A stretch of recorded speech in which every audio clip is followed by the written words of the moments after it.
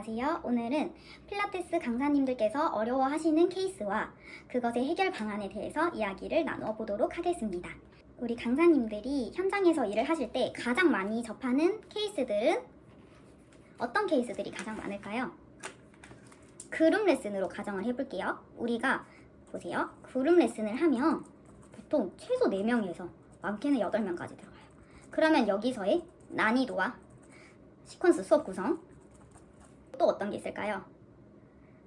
질환 케이스, 회원님들이 들어왔을 때 멘붕이 나는 것. 이게 3가지인 것 같아요.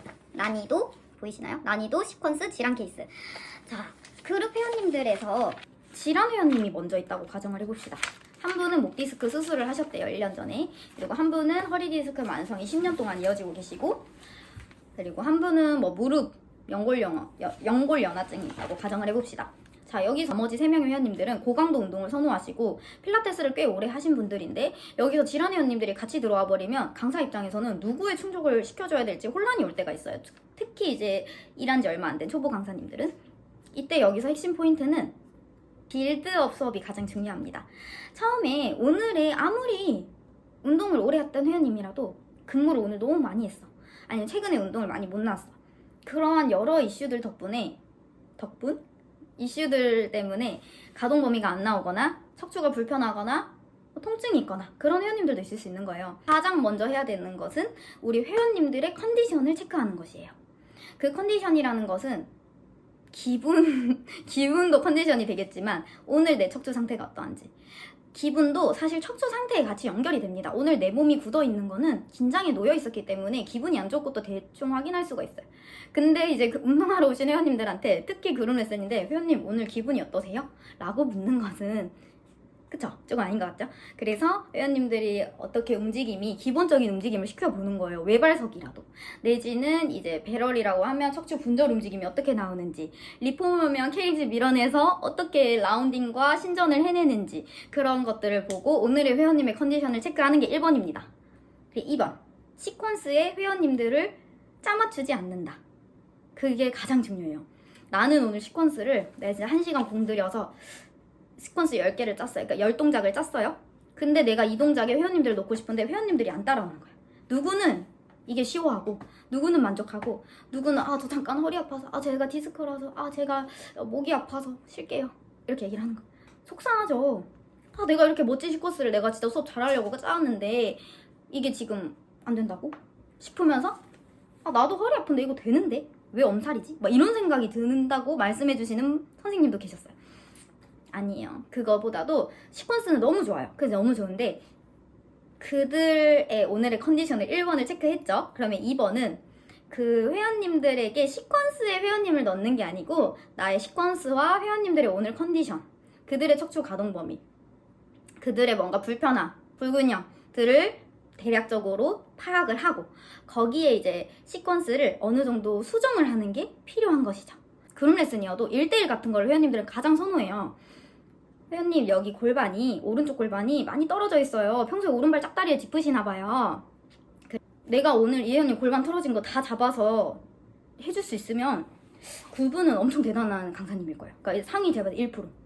근데 그룹 레슨은 내가 틀어진 걸 알려주는 것만으로도 인지의 시작이에요. 왜냐하면 같은 운동을 내가 런지를 틀어진 상태에서 그냥 계속 런지만 한다고 하면 내가 이제 골반이 틀어졌고 이런 거를 혼자서 자기가 알게 되는데 시간이 얼마나 걸릴까요? 엄청난 시간이 걸릴 거예요. 이렇게도 해보고 저렇게도 해보고 하다가 골반의 문제였구나.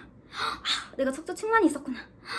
내가 얼굴이 앞면이 자꾸 한쪽에 지지를 하면서 앞면을 틀어서 보는구나. 그걸 아는데 시간이 되게 많이 걸려요. 그래서 그런 회원님들의 사실은 가장 중요한 거는 이 회원님들의 뭔가 틀어진 부분들이나 이 회원님들이 하는 보상 패턴이나 이 회원님들이 주로 쓰는 주동근이 어떤 건지를 파악을 하는 게 강사님들의 핵심 역할입니다. 그룹 레슨일수록 더욱 중요합니다. 자, 우리 롤다운만 시켜보더라도, 혹은 외발서기로 균형 잡는 것만 시켜보더라도, 혹은 척추 분절을 시켜보더라도 위원님은 척추 기립근이 너무 우세한 분인 거예요. 그러면 뒤로 칵 찢기는 거예요. 복행근을 아직 인지하지 못한 회원님인 거예요. 그런 것들을 파악만 하면 사실 컴플레인이 들어올 일이 거의 없습니다. 회원님들의 체형적 특성을 파악하는 시간이 필요해요. 매 시간 들어갈 때마다 같은 회원님들로만 구성되는 게 보통은 아니다 보니 한 5분 정도는 스트레칭을 하시면서 내 동적인 그들의 가동 범위를 체크하는 게 정말 중요합니다. 그게 선행이 되면 시퀀스가 하물며 그냥 롤업이를 하시더라도 롤업에서도 뭔가 베리에이션을 줄 수 있는 거예요. 자, 롤업을 하는데 이분들은 다 손목이 너무 약해 보여. 그러면 뭐부터 해야 될까요? 롤바를 잡아서 당기는 것도 손목이 아프다고 하시는 분들 많아요. 그런 경우에 가장 먼저 해야 될 거는 그립의 패턴부터 회원님들께 알려줘야 되는 거예요. 시퀀스는 거기서 변형이 가능해야 되는 겁니다. 동작에서 금기사항만 아는 것은 알아야 돼요. 그것도 알아야 되고 회원님들의 그런 케이스들도 알아야 돼요. 그러려면 내가 내 몸을 써서 내 몸에서 강사님들 중에서 몸이 완벽한 분들도 계시겠지만 내 몸에서 힘들었던 부분을 이렇게 했더니 좋아졌다. 나라는 사람이 가장 좋은 케이스예요.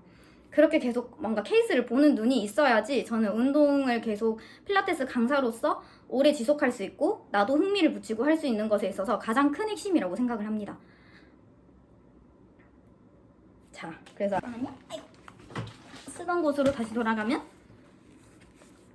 시퀀스 질환 케이스가 하나로 결국에는 한 지점에서 만나죠. 회원님들의 상태가 가장 중요하다. 그들에게 좋아질 수 있는 개선 사항을 생각을 하셔야 된다.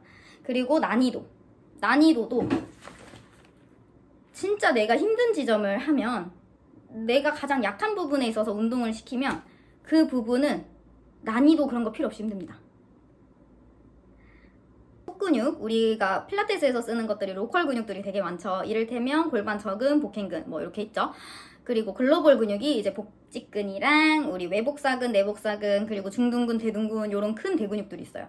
근데 보통은 이제 회원님들이 헬스를 하시다가 오시거나 아니면 어떠한 운동을 하다가 부상을 당해서 오시거나 무거운 물건을 자주 드는 일을 하시거나 그런 경우에는 속근육보다는 먼저 대근육이 활성화돼 있을 가능성이 높습니다. 그러면 저희가 이제 필라테스 속근육 운동을 시키면 회원님들은 기립근에 너무 힘을 많이 줘서 허리가 아프다고 하는 경우들도 많은 거예요.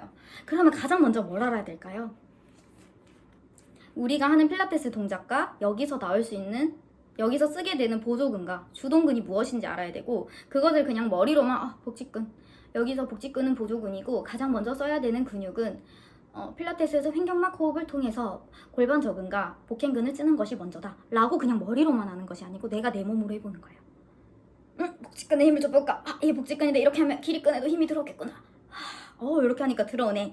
그런데 골반이 말리네? 이러한 내가 계속 끊임없는 질문과 케이스를 찾아보는 것이 가장 중요한 것. 어떤 움직임이 나와야 되고 내가 먼저 생각을 해보는 거예요. 여기서 이렇게 회원님들이 쓸 수 있는 경우에는 내가 어떻게 하면 좋을까? 그런 거에 있어서 매일 대비를 해주면 사실 시퀀스는 무궁무진하게 나옵니다. 이게 쉽게 설명하고 싶었는데 쉬운 개념인지는 잘 모르겠어요. 그래서 이제 여기서 조금씩 살을 덧대서 어떻게 특정 동작에서 어떻게 지도를 하면 좋을지 그리고 필라테스 강사로서 가져야 되는 마음가짐 그게 이제 결국에는 필라테스라는 직업을 오래 꾸준히 할 수 있는 마인드라고 생각을 하고 필라테스 강사로 일을 하는 마인드라기보다는 결국에는 우리가 인생을 살아가는 것에 있어서 사회생활을 하는 되게 큰 열쇠가 된다고 생각합니다. 그래서 다음 영상에서도 지도 방안의 케이스에 대해서 좀 더 구체적인 이야기를 해보도록 하겠습니다. 감사합니다.